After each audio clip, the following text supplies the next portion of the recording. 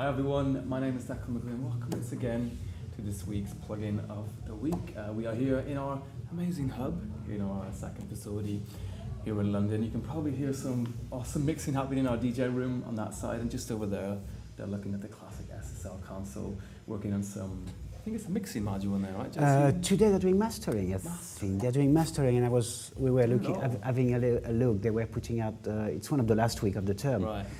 So they're putting together the CD. Oh, right, okay. So they're mastering a 6-track CD, The putting it all standard. together, the Red Book standard, but also making sure it's coherent. Yeah. Suddenly you're not looking at one song, but looking at across the whole thing, making it. That's one of the big things I think about mastering is for sure. Bringing all those tracks from a different world into one world. So. And speaking of making things coherent and bringing things into one sound, Waves NLS is our plugin today. Brilliant transition. Thank you. It is, I guess, it can be used across all of your tracks, or it can be used on one. Maybe before we dive into it in more detail, what is Waves NLS? What is Wave NLS? Okay, so I think the concept came from one of maybe the downside of digital mixing. It's completely linear. So what goes in comes back. It's exactly the same, and I think one of the thing that engineers sometimes and producers lack a little bit, miss from the old days of analog, was the fact that analog every channel wasn't the same. Every piece of hardware has its own frequency response. Yeah. So it's not totally linear. Some of them bring a bit more top, some of them maybe emphasize the bottom end. Yeah, which were actually considered problems. Yeah, coloration and problems, absolutely. Yeah. And with the advance of technology, we got around those, and now we're looking back at it and it's kind of like, but some of that was cool. Some people see that as a musicality. Mm-hmm. So there is that, and there's also the NLS. NLS is non-linear summing, and the whole summing also. I think what Wave looked at few mixing desks, and they realized, there's definitely something happening in the summing. The fact that it's not only the individual channel, but it's the fact that suddenly it's all summed together within a bus, and that creates a togetherness, I think, and a bit of depth and width in your mixes. Something that that's why they are, now that we're mixing in the box. I think there are so many Summit little hardware. There was a big fashion. Some mixes, hardware as well. So that's what the concept of summing and Waves, what they've done. Should we have a look at? Let's do it. I mean, basically Waves, the plugin, the NLS from Waves, is coming in there's two plugins. One that you put on your individual channel, like this one, and one that you put on your master fader. That's your summing. They're all coming. So all the ones that are on your individual channels are all going into there. That's your summing. That's what they call the bus, and that's the channel. You see it in the name here, NLS channel, NLS bus. So that's the idea of recreating a console, I guess, into your DAW. And this one models 3 very specific consoles. It's not just generally an SSL, generally an EU. No, very specific producer console that are kind of known for their sound, I guess. So there's the 4000 SSL from Mike Stent, obviously one of the big mix engineers, now moved to LA, British guy, he's mixed everybody from Madonna, Muse, and his desk has a sound, he's got his own SSL. I mean, even mix engineers, when they get to that level, they tend to have their own desk because they don't all sound the same. That's the beauty of analog, I think. So that's particular, and that's that one. Maybe we can just quickly hear. Yeah, we can. Let's have a listen. So, what I need to do, what I'm gonna do first is gonna go into the master bus here, and that's the spike here. Spike stent. And I'm gonna spike stent. Yes, absolutely. And I'm putting them all here. So let's send it into it. So what we've done, we've put one on every single channel and one on the master bus, and then we're going to start being able to hear the differences between each of them. Yeah. So you've got the spike stand, you've got the mic edges. The mic edges desk was EMI, 1, 2, 3, 4, 5. TG 1, 2, 3, 4, 5. 1, 2, 3, 4, 5, the classic EMI desk, Abbey Road, and he bought it, and been used on lots of classic record cures, blah blah. He had it in his studio, in residential studio in Normandy, in France, actually. Great desk, classic desk. And then we've got the third desk, which is Johan Niveau. Johan is a good friend of Point Blank. He's been doing stuff with her. We've got a video coming out soon. And he's developing. He's a kind of a lead developer at Waves. Yeah, and this is a custom-built Neve that he has. It's a custom-built Neve. I can't remember the reference of it exactly. T something 5001 something. It's a custom-made desk that he has in his own studio, and they've modeled it. So each of them have particular characteristic of their sound. So the way to use NLS, let's first of all, if you use it as a summing, the best way to approach it is you select all your channel and you bring it here, go into your mode up, and they're all going to come straight away across all the faders. The beauty of it, let's have a look at something. Also, if you have other plugins, the idea is to put it last in your list of plugins. So you're going to put your EQ here, and then on the channel, you put it last. On the master fader, you put it first. Okay. Because that's kind of your chain of going into the desk and then coming out into the summing. Yeah. So that's how the model, the manual of Waves recommend using it. So we've put it across everything, and I want to show you something that is interesting. Is if you look at it here, you've got spike 0, 1. And if I'm going to open that one here, it's 1, 2, 3, 4, 5. So I expect this one to be 5, yes. So they've modeled, I believe, up to 17 channels. Okay. So that means the first 17, if you do it that way, it will be a different channels. As we know, every desk, every channel doesn't sound exactly the same. Yeah. So they've done that as well. They've gone really far in modeling. So every channel is going to sound slightly different.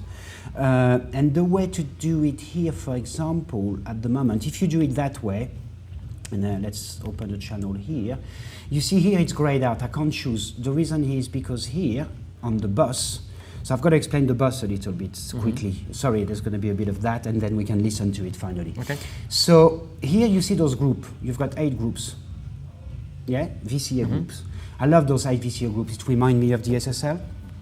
And you can put it on none, and as soon as I put it on none, it's become... You get the option back. Yes.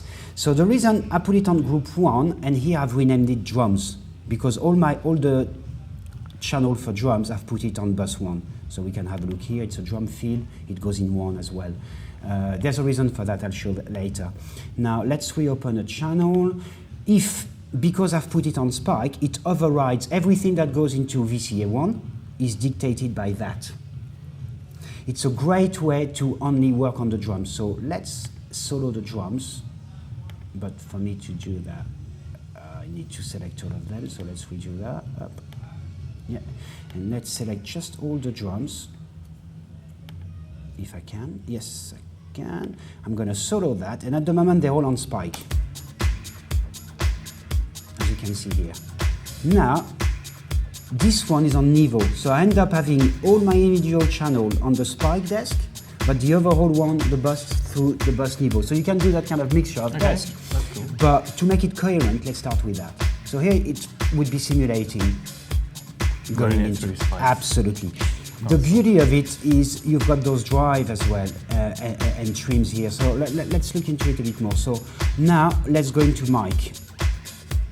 And you see the channel automatically change because every channel on VC1, however, if I put it here,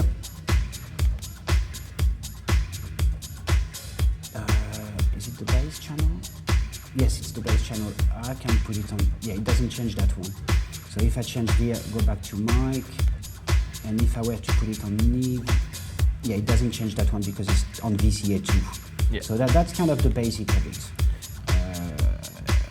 Actually, this one I'll put on 1 as well. So here, Niveau, mic, here you are, and it's going through a mic. The beauty of it is you've got all those drives as well, and they sound really awesome. It's one of the things they've replicated, and it's one of the reasons I've got to say this is one of my favorite plugins. They all have different distinctions, so let's try to find out their distinctions, sounding characteristic, if you like. Should we do it on, you know what we're going to do? I'm going to do it over the entire track, because I think it's going to give us a far better advantage. So we're on the mic here.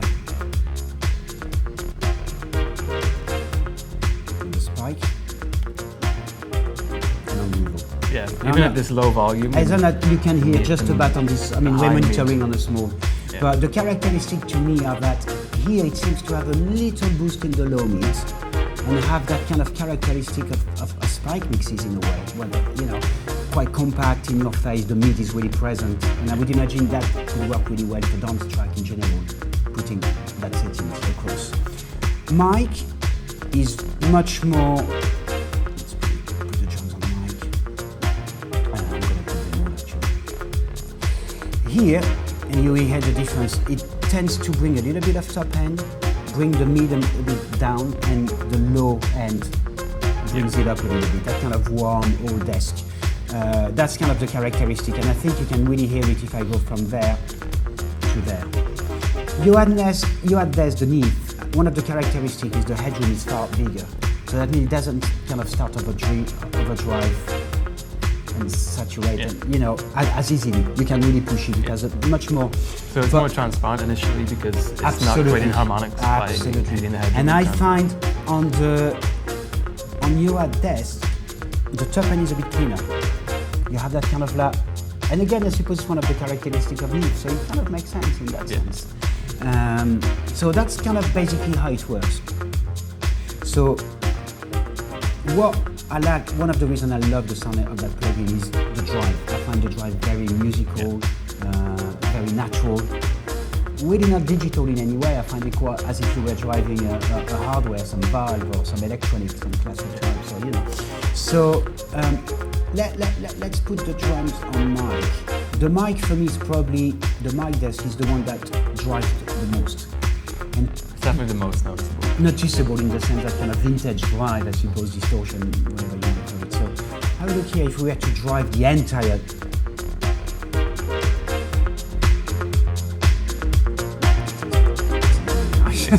And you could really like trim it down. It starts to go a bit over compressed on the low end. Yes. Would you go past 6? Yeah, would you go past 6? Don't go with the numbers and go with that and that. But you see, so the trim is to make up for the gain, for the drive, obviously. Yeah. So let's put it back normally. But you see straight away, as soon as you bring a little bit of coloration, even just a bit, it's really nice. Yeah, definitely.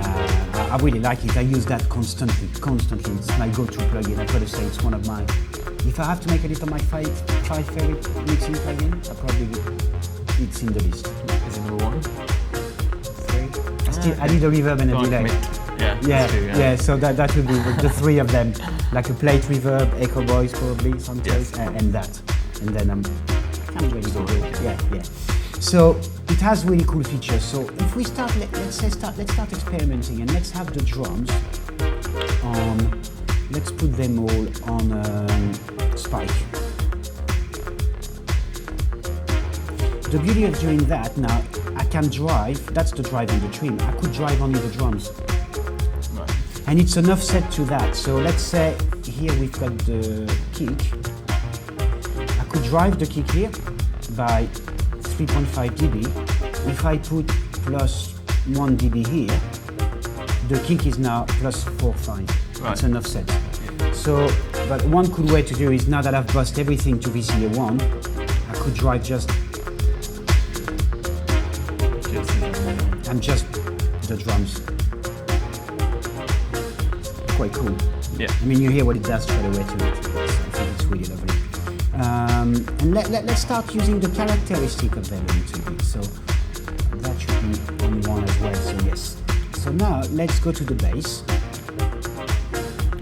And bass, I made it ready already. So I've put it on VCA2. So VCA2, I'm going to bring back the master because that's grayed out. I mean, if you want them to be independent, you put it onto individual, and then suddenly it's not changing everything on VCA2. You're just going individually changing. Let's compare. I think for the bass, the mic is overdoing it on the bass. It's kind of makes the bass a bit muddy and woody maybe. But I'm finding that the spike. Let's see if we try it.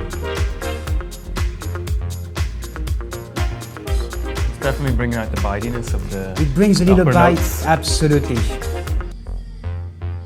Maybe I'm going to compare for people. And obviously it's louder because I'm driving it, obviously, but it really helps. There's really something that... Yeah. And you know, that's what I do nowadays when I mix. I kind of start with that and see. I use those as gain and drive, and until I shape the sound, until I kind of like the sound, and then start my corrective EQ or improving or compressing. Yeah. But now it's my go-to. I start with that. Literally try to get my mix going just with NLS. Yeah. And the way to do it, so to emphasize, so we've got the bass here, and let's say here, we can rename them, and let's put all the keyboards. I'm going to call it keys. So now, if we have here distortion, we've got that.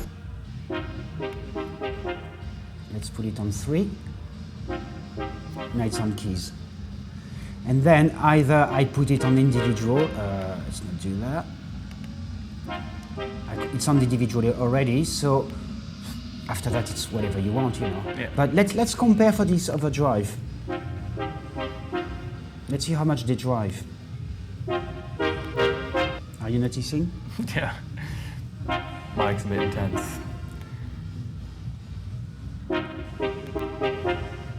So you see, they have modeled the entire THD, harmonic distortion, and all that kind of stuff. They all, but all of them are really musical. I find every single distortion really, really nice. One thing that I really like as well is the fact that for stereo sound, you can have it as dual mono rather than stereo. And if you have dual monos only, instead of having the left and right channel are different. Again, emulating what you have back in the days of 2 mono faders that you would pan. So they've really gone into that. So even if you had a stereo, even if you had a sound that was equal on both channels, it might end up being unequal because of the characteristics of that channel. Absolutely. The model. Absolutely. Which will give it more of a stereo. Completely. And let's put the guitar. There's no VCA, and you don't have to put a VCA, but you could put it to 4, for example. And the guitar, let's try it. Let's see what.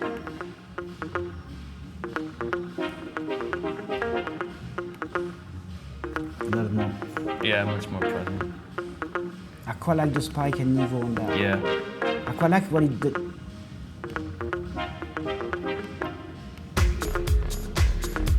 So that's pretty much how you use it. It's very, as you can see, there's nothing to show in terms of how you use it. But let's compare. That's without it. People are gonna say, yeah, but you're peaking. So they won't say that. I'll bring it down. Don't worry. I shall bring it down. A little bit of headroom. But I've got to say, sometimes I'm mixing, and by the end of mix, I'm about, and I play with that a little bit, and I'm like, I like that. And that is going here on the spy, but I think that works better overall in terms of. Otherwise, it's changing a bit too much everything. I guess once you hear it, once you just hear it really obviously, you've gone too far. Yeah, exactly. And it's tempting, and I think you can't go too far on an individual channel but with the master, be careful a little bit because you may suddenly, it's quite pleasing. Yeah. It's like the exciters, I find, those exciters back in the days where you would change your mix totally, you put it on and you're like, wow. And at first you're like, wow, this is much better. And you're like, yeah, but it's really different. Yeah. And it's like, why would I change it so radically in the last half an hour when I've worked on this mix for 8 hours without, you've got to start thinking. So I think we've covered pretty much everything of this plugin. If you have any questions. Do you know how much it costs? I'm not sure. Yeah, I'm sure you'll find out. They do deals as well. It's quite. Yeah, waves are good for the old deals. Yeah, and I think I've received an email today. They're starting subscriptions, so maybe they're start a subscription model. I'm not quite sure. I haven't looked into how it works, but let's have a listen without it again. You love it. I mean, on the guitar and the bass, And obviously, if you really wanted, that's something a bit more vintage. But like we said, the mic edge didn't work so much on the overall thing. What it did to the bottom end was, if anything, you wanted to keep it really tight and in your face. And I think it works, but it served the track better. Yeah, for sure. Nice one. So that's Waves NLS. go and check it out on their website. And of course, if you want to check out this space for yourself, you can probably hear our DJ students having a great time in our DJ room. Make sure you visit our website, pointblankmusicschool.com. You can come in here for your very own tour, which will happen on Wednesdays at 5:30 and Saturdays at 12:30. So just book yourself in by hitting the Contact Us button. We'll be back soon for another plugin of the week and some more live videos for you guys. So we'll see you then.